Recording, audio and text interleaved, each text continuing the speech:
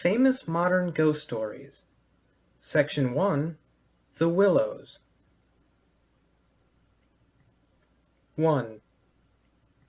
After leaving Vienna, and long before you come to Budapest, the Danube enters a region of singular loneliness and desolation, where its waters spread away on all sides regardless of a main channel, and the country becomes a swamp for miles upon miles, covered by a vast sea of low willow bushes.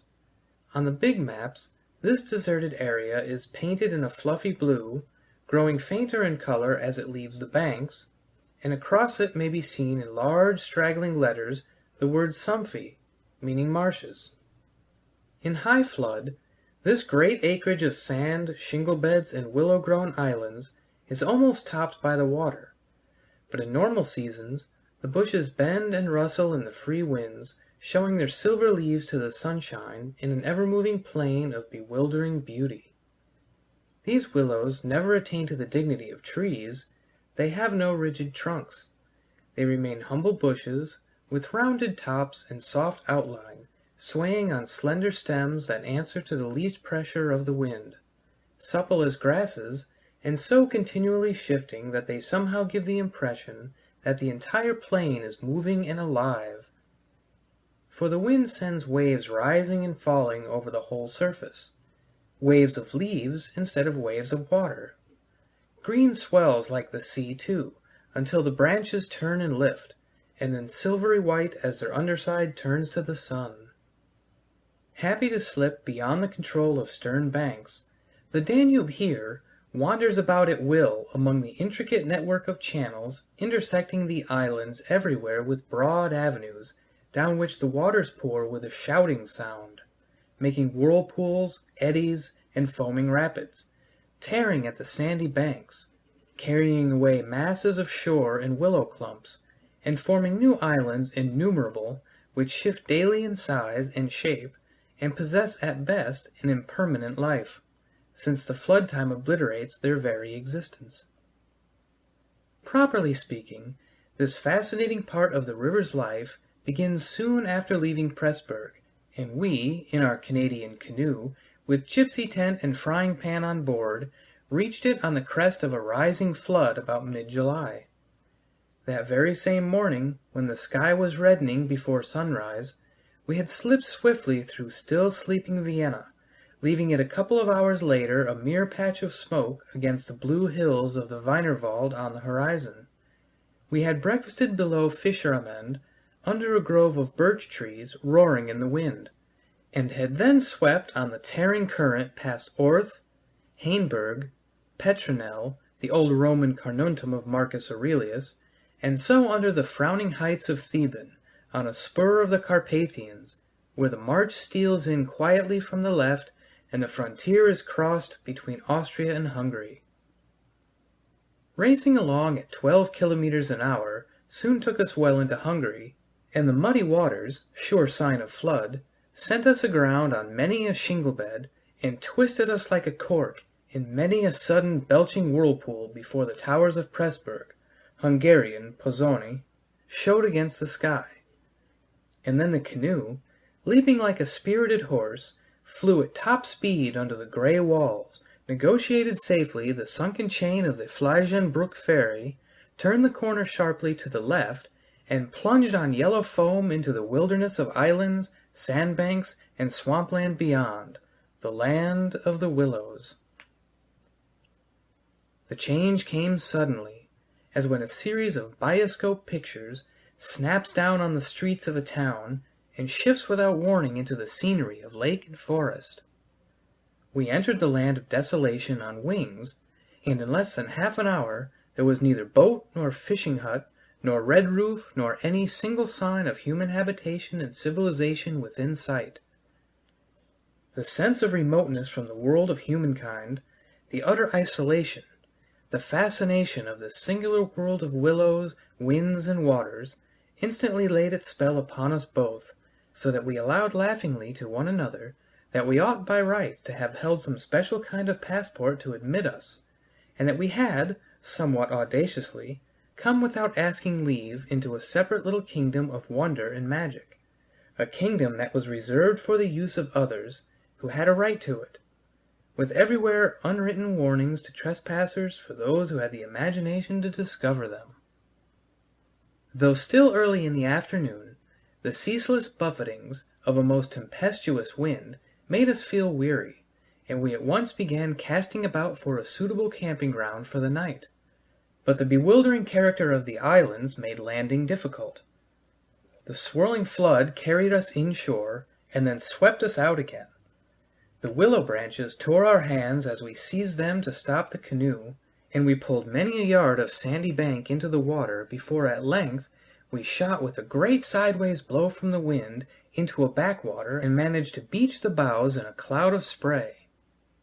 Then we lay panting and laughing after our exertions on hot yellow sand, sheltered from the wind and in the full blaze of a scorching sun, a cloudless blue sky above, and an immense army of dancing, shouting willow bushes, closing in from all sides, shining with spray and clapping their 1,000 little hands as though to applaud the success of our efforts. "What a river!" I said to my companion, thinking of all the way we had traveled from the source in the Black Forest, and how we had often been obliged to wade and push in the upper shallows at the beginning of June. "Won't stand much nonsense now, will it?" he said, pulling the canoe a little farther into safety up the sand, and then composing himself for a nap. I lay by his side, happy and peaceful in the bath of the elements, water, wind, sand, and the great fire of the sun, thinking of the long journey that lay behind us, and of the great stretch before us to the Black Sea, and how lucky I was to have such a delightful and charming traveling companion as my friend the Swede. We had made many similar journeys together, but the Danube, more than any other river I knew, impressed us from the very beginning with its aliveness. From its tiny bubbling entry into the world among the pinewood gardens of Dauneschingen, until this moment when it began to play the great river game of losing itself among the deserted swamps, unobserved, unrestrained, it had seemed to us like following the growth of some living creature, sleepy at first, but later developing violent desires. As it became conscious of its deep soul, it rolled, like some huge fluid being, through all the countries we had passed, holding our little craft on its mighty shoulders, playing roughly with us sometimes, yet always friendly and well-meaning, till at length we had come inevitably to regard it as a great personage. How, indeed, could it be otherwise, since it told us so much of its secret life? At night, we heard it singing to the moon as we lay in our tent, uttering that odd sibilant note peculiar to itself, and said to be caused by the rapid tearing of the pebbles along its bed, so great is its hurrying speed. We knew, too, the voice of its gurgling whirlpools, suddenly bubbling up on a surface previously quite calm, the roar of its shallows and swift rapids, its constant steady thundering below all mere surface sounds, and that ceaseless tearing of its icy waters at the banks. How it stood up and shouted when the rains fell flat upon its face, and how its laughter roared out when the wind blew upstream and tried to stop its growing speed.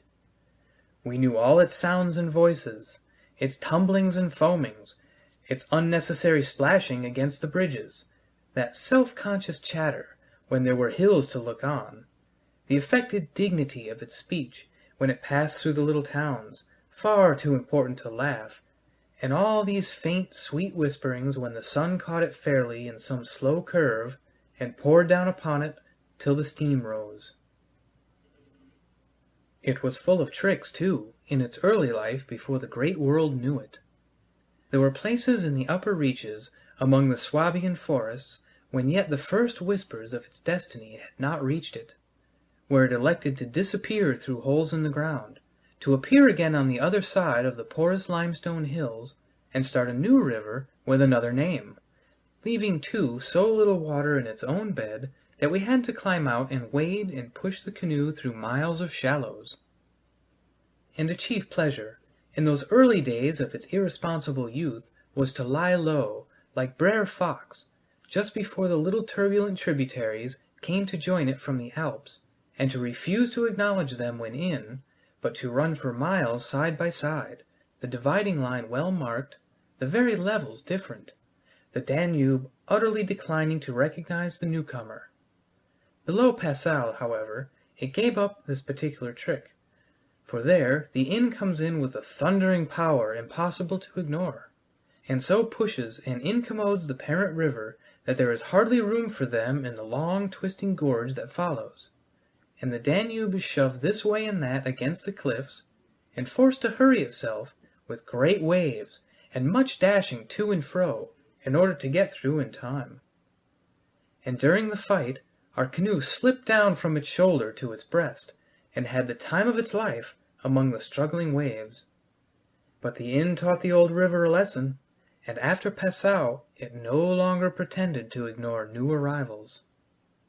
This was many days back, of course, and since then we had come to know other aspects of the great creature, and across the Bavarian wheat plain of Straubing she wandered so slowly under the blazing June sun that we could well imagine only the surface inches were water, while below there moved, concealed as by a silken mantle, a whole army of undines, passing silently and unseen down to the sea, and very leisurely too, lest they be discovered.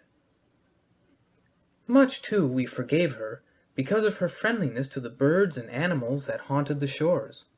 Cormorants lined the banks in lonely places, in rows like short black palings. Gray crows crowded the shingle beds. Storks stood fishing in the vistas of shallower water that opened up between the islands, and hawks, swans, and marsh birds of all sorts filled the air with glinting wings and singing petulant cries. It was impossible to feel annoyed with the river's vagaries after seeing a deer leap with a splash into the water at sunrise and swim past the bows of the canoe, and often we saw fawns peering at us from the underbrush, or looked straight into the brown eyes of a stag as we charged full tilt round a corner and entered another reach of the river. Foxes, too, everywhere haunted the banks, tripping daintily among the driftwood and disappearing so suddenly that it was impossible to see how they managed it. But now, after leaving Pressburg, everything changed a little, and the Danube became more serious. It ceased trifling. It was halfway to the Black Sea, within scenting distance almost of other, stranger countries where no tricks would be permitted or understood. It became suddenly grown up, and claimed our respect and even our awe.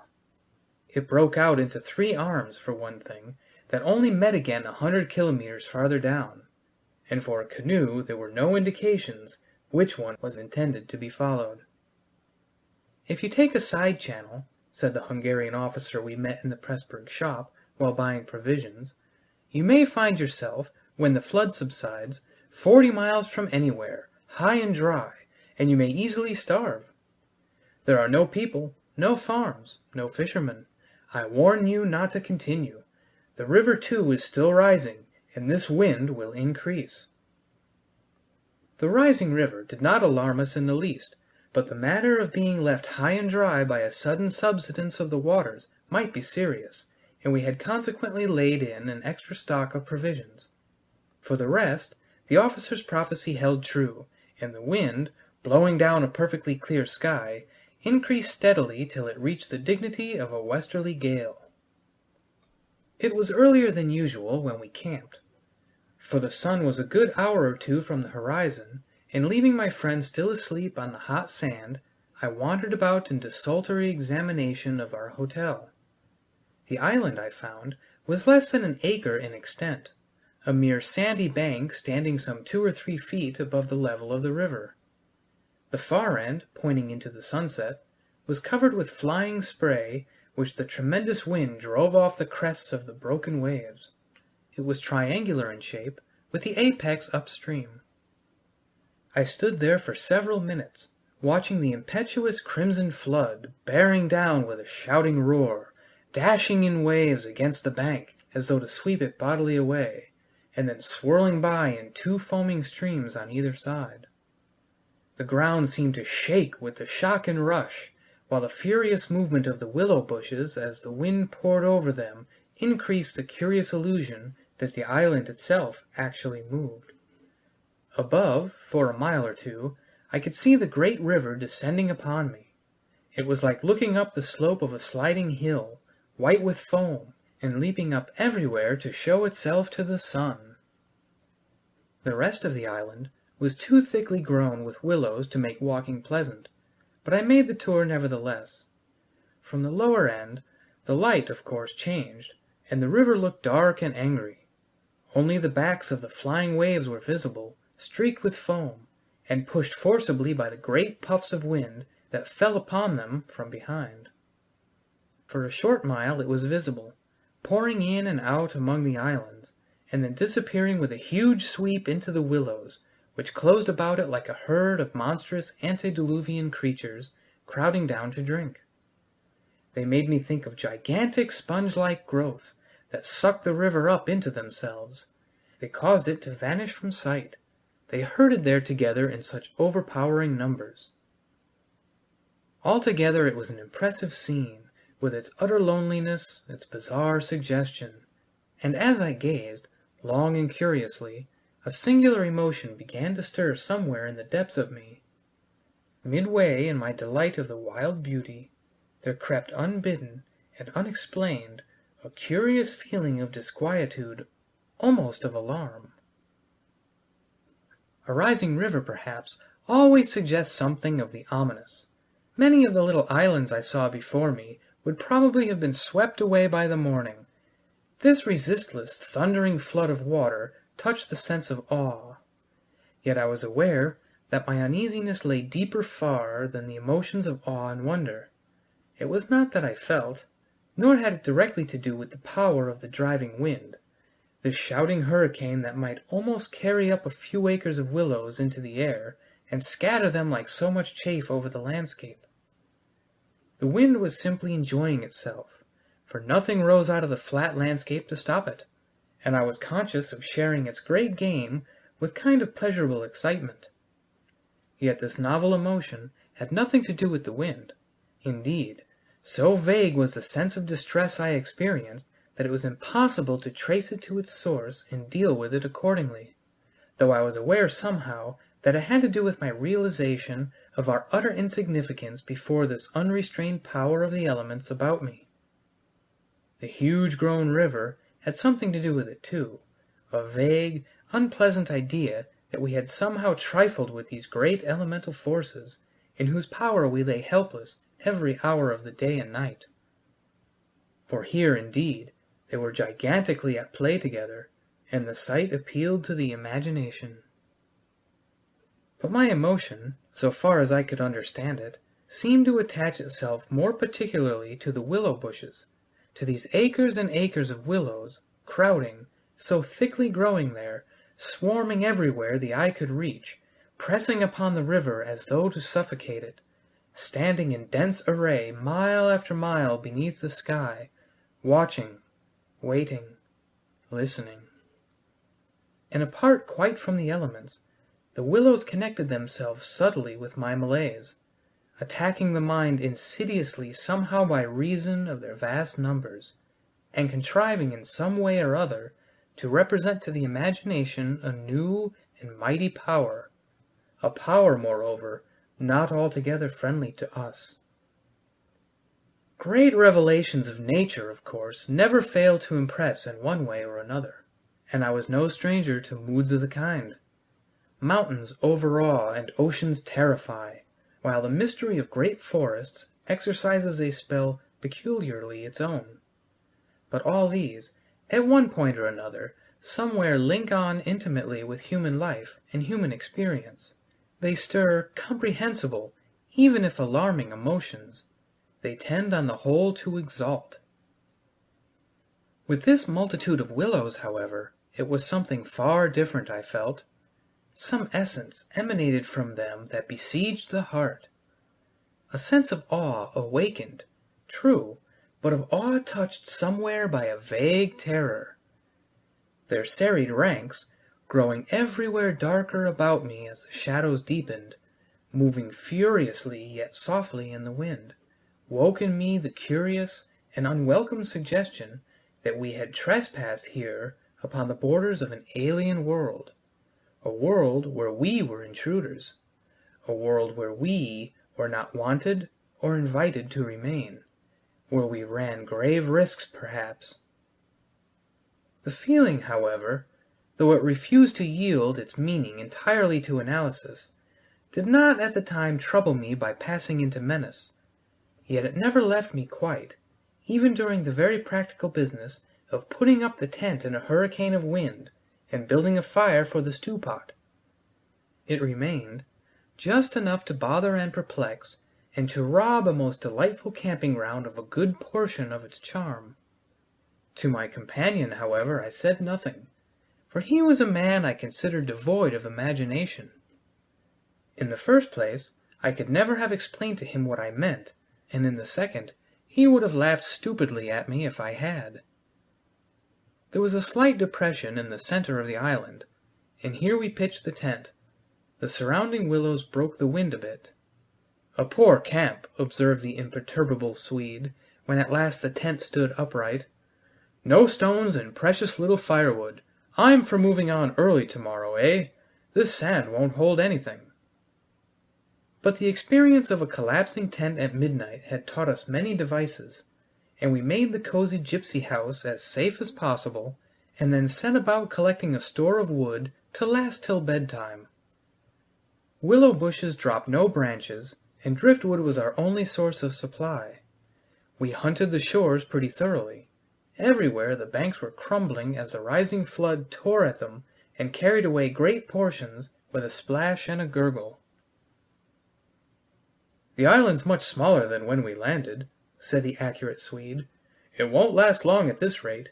We'd better drag the canoe close to the tent and be ready to start at a moment's notice.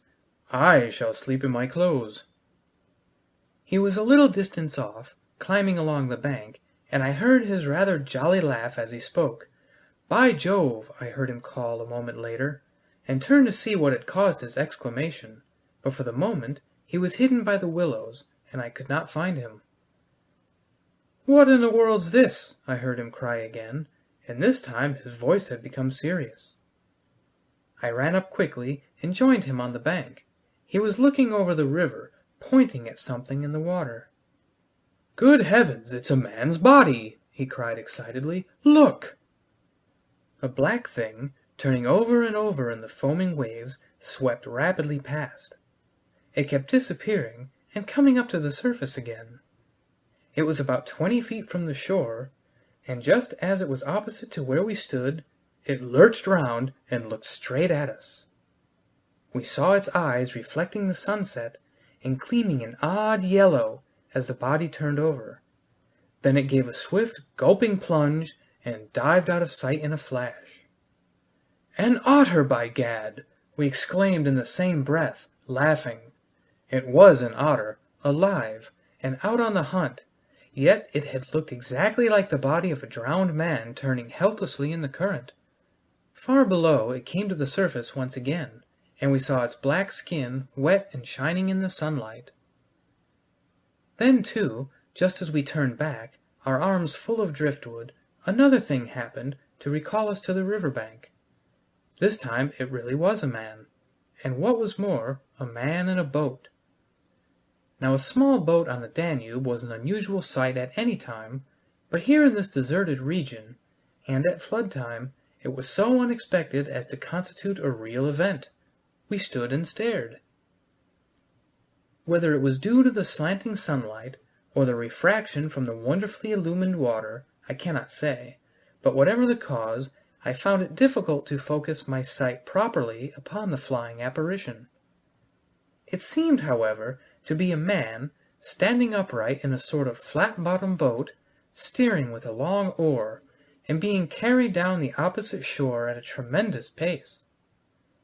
He apparently was looking across in our direction, but the distance was too great and the light too uncertain for us to make out very plainly what he was about.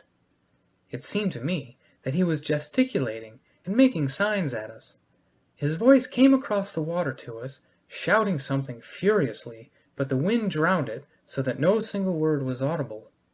There was something curious about the whole appearance, man, boat, signs, voice, that made an impression on me out of all proportion to its cause. "He's crossing himself," I cried. "Look, he's making the sign of the cross." "I believe you're right," the Swede said, shading his eyes with his hand and watching the man out of sight. He seemed to be gone in a moment, melting away down there into the sea of willows, where the sun caught them in the bend of the river and turned them into a great crimson wall of beauty. Mist, too, had begun to rise, so that the air was hazy. "But what in the world is he doing at nightfall on this flooded river?" I said, half to myself. "Where is he going at such a time? And what did he mean by his signs and shouting? Do you think he wished to warn us about something?" "He saw our smoke and thought we were spirits, probably," laughed my companion. "These Hungarians believe in all sorts of rubbish. You remember the shopwoman at Pressburg warning us that no one ever landed here because it belonged to some sort of beings outside man's world. I suppose they believe in fairies and elementals, possibly demons too. That peasant in the boat saw people on the islands for the first time in his life," he added after a slight pause, "and it scared him, that's all." The Swede's tone of voice was not convincing, and his manner lacked something that was usually there. I noted the change instantly while he talked, though without being able to label it precisely. "If they had enough imagination," I laughed loudly. I remember trying to make as much noise as I could. "They might well people a place like this, with the old gods of antiquity. The Romans must have hunted all this region more or less with their shrines and sacred groves and elemental deities." The subject dropped and we returned to our stew pot, for my friend was not given to imaginative conversation as a rule. Moreover, just then I remember feeling distinctly glad that he was not imaginative. His stolid, practical nature suddenly seemed to me welcome and comforting. It was an admirable temperament, I felt. He could steer down rapids like a red Indian, shoot dangerous bridges and whirlpools better than any white man I ever saw in a canoe. He was a grand fellow for an adventurous trip, a tower of strength when untoward things happened. I looked at his strong face and light curly hair as he staggered along under his pile of driftwood, twice the size of mine, and I experienced a feeling of relief. Yes, I was distinctly glad just then that the Swede was what he was, and that he never made remarks that suggested more than they said. "The river's still rising, though," he added, as if following out some thoughts of his own, and dropping his load with a gasp. "This island will be under water in 2 days if it goes on." "I wish the wind would go down," I said. "I don't care a fig for the river." The flood, indeed, had no terrors for us. We could get off at 10 minutes' notice, and the more water the better we liked it. It meant an increase in current, and the obliteration of the treacherous shingle beds that so often threatened to tear the bottom out of our canoe. Contrary to our expectations, the wind did not go down with the sun. It seemed to increase with the darkness, howling overhead and shaking the willows round us like straws. Curious sounds accompanied it sometimes, like the explosion of heavy guns, and it fell upon the water and the island in great flat blows of immense power. It made me think of the sounds a planet must make, could we only hear it, driving along through space. But the sky kept wholly clear of clouds, and soon after supper the full moon rose up in the east and covered the river and the plain of shouting willows with a light like the day. We lay on the sandy patch beside the fire, smoking, listening to the noises of the night round us, and talking happily of the journey we had already made, and of our plans ahead. The map lay spread in the door of the tent, but the high wind made it hard to study, and presently we lowered the curtain and extinguished the lantern. The firelight was enough to smoke and see each other's faces by, and the sparks flew about overhead like fireworks. A few yards beyond, the river gurgled and hissed, and from time to time a heavy splash announced the falling away of further portions of the bank. Our talk, I noticed, had to do with the faraway scenes and incidents of our first camps in the Black Forest, or of other subjects, altogether remote from the present setting, for neither of us spoke of the actual moment more than was necessary, almost as though we had agreed tacitly to avoid discussion of the camp and its incidents. Neither the otter nor the boatman, for instance, received the honor of a single mention, though ordinarily these would have furnished discussion for the greater part of the evening. They were, of course, distinct events in such a place. The scarcity of wood made it a business to keep the fire going, for the wind, that drove the smoke in our faces wherever we sat, helped at the same time to make a forced draught. We took it in turn to make foraging expeditions into the darkness, and the quantity the Swede brought back always made me feel that he took an absurdly long time finding it, for the fact was that I did not care much about being left alone, and yet it always seemed to be my turn to grub about among the bushes or scramble along the slippery banks in the moonlight. The long day's battle with wind and water, such wind and such water, had tired us both, and an early bed was the obvious program. Yet neither of us made the move for the tent. We lay there, tending the fire, talking in desultory fashion, peering about us into the dense willow bushes, and listening to the thunder of wind and river. The loneliness of the place had entered our very bones, and silence seemed natural, for after a bit the sound of our voices became a trifle unreal and forced. Whispering would have been the fitting mode of communication, I felt, and the human voice, always rather absurd amid the roar of the elements, now carried with it something almost illegitimate.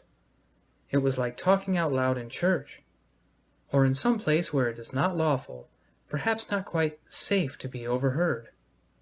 The eeriness of this lonely island, set among a million willows, swept by a hurricane, and surrounded by hurrying deep waters, touched us both, I fancy.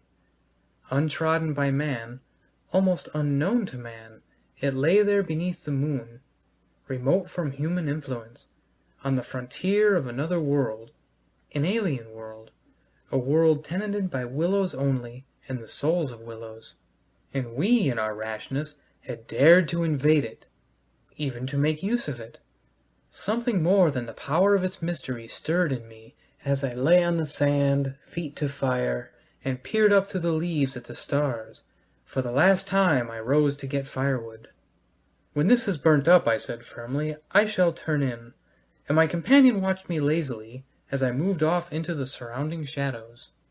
For an unimaginative man, I thought he seemed unusually receptive that night, unusually open to suggestion of things other than sensory. He too was touched by the beauty and loneliness of the place. I was not altogether pleased, I remember, to recognize this slight change in him, and instead of immediately collecting sticks, I made my way to the far point of the island, where the moonlight on plain and river could be seen to better advantage. The desire to be alone had come suddenly upon me. My former dread returned in force. There was a vague feeling in me I wished to face and probe to the bottom. When I reached the point of sand jutting out among the waves, the spell of the place descended upon me with a positive shock. No mere scenery could have produced such an effect. There was something more here, something to alarm. I gazed across the waste of wild waters. I watched the whispering willows. I heard the ceaseless beating of the tireless wind, and one and all, each in its own way, stirred in me the sensation of a strange distress. But the willows especially, forever they went on chattering and talking among themselves, laughing a little, shrilly crying out, sometimes sighing. But what it was they made so much to do about belonged to the secret life of the great plain they inhabited, and it was utterly alien to the world I knew, or to that of the wild yet kindly elements. They made me think of a host of beings from another plane of life, another evolution altogether perhaps, all discussing a mystery known only to themselves. I watched them, moving busily together, oddly shaking their big bushy heads, twirling their myriad leaves even when there was no wind. They moved of their own will as though alive, and they touched, by some incalculable method, my own keen sense of the horrible. There they stood in the moonlight, like a vast army surrounding our camp, shaking their innumerable silver spears defiantly, formed all ready for an attack. The psychology of places, for some imaginations at least, is very vivid. For the wanderer especially, camps have their note of either welcome or rejection. At first it may not always be apparent, because the busy preparations of tent and cooking prevent, but with the first pause, after supper usually, it comes and announces itself. And the note of this willow camp now became unmistakably plain to me. We were interlopers, trespassers. We were not welcomed. The sense of unfamiliarity grew upon me as I stood there watching. We touched the frontier of a region where our presence was resented. For a night's lodging we might perhaps be tolerated, but for a prolonged and inquisitive stay, no. By all the gods of the trees and the wilderness, no. We were the first human influences upon this island, and we were not wanted. The Willows were against us. Strange thoughts like these, bizarre fancies, born I know not whence, found lodgment in my mind as I stood listening. What, I thought, if after all, these crouching willows proved to be alive? If suddenly they should rise up like a swarm of living creatures, marshaled by the gods whose territory we had invaded, sweep towards us off the vast swamps, booming overhead in the night, and then settle down. As I looked, it was so easy to imagine they actually moved, crept nearer, retreated a little, huddled together in masses, hostile, waiting for the great wind that should finally start them a-running. I could have sworn their aspect changed a little, and their ranks deepened and pressed more closely together. The melancholy shrill cry of a night bird sounded overhead, and suddenly I nearly lost my balance, as the piece of bank I stood upon fell with a great splash into the river, undermined by the flood. I stepped back just in time, and went on hunting for firewood again, half laughing at the odd fancies that crowded so thickly into my mind and cast their spell upon me. I recall the Swede's remark about moving on next day, and I was just thinking that I fully agreed with him, when I turned with a start and saw the subject of my thoughts standing immediately in front of me. He was quite close. The roar of the elements had covered his approach. "You've been gone so long," he shouted above the wind. "I thought something must have happened to you." But there was that in his tone, and a certain look in his face as well, that conveyed to me more than his actual words, and in a flash I understood the real reason for his coming. It was because the spell of the place had entered his soul too, and he did not like being alone. "River still rising," he cried, pointing to the flood in the moonlight, "and the wind simply awful." He always said the same things, but it was the cry for companionship that gave the real importance to his words. "Lucky," I cried back. "Our tent's in the hollow. I think it'll hold all right." I added something about the difficulty of finding wood in order to explain my absence, but the wind caught my words and flung them across the river, so that he did not hear, but just looked at me through the branches, nodding his head. "Lucky if we get away without disaster," he shouted, or words to that effect, and I remember feeling half angry with him for putting the thought into words, for it was exactly what I felt myself. There was disaster impending somewhere, and the sense of presentiment lay unpleasantly upon me. We went back to the fire and made a final blaze, poking it up with our feet. We took a last look round. But for the wind, the heat would have been unpleasant. I put this thought into words, and I remember my friend's reply struck me oddly, that he would rather have the heat, the ordinary July weather, than this diabolical wind. Everything was snug for the night, the canoe lying turned over beside the tent, with both yellow paddles beneath her. the provision sack hanging from a willow stem, and the washed-up dishes removed to a safe distance from the fire, all ready for the morning meal. We smothered the embers of the fire with sand, and then turned in. The flap of the tent door was up, and I saw the branches, and the stars, and the white moonlight. The shaking willows, and the heavy buffetings of the wind against our taut little house were the last things I remembered as sleep came down and covered all with its soft and delicious forgetfulness. End of Part 1.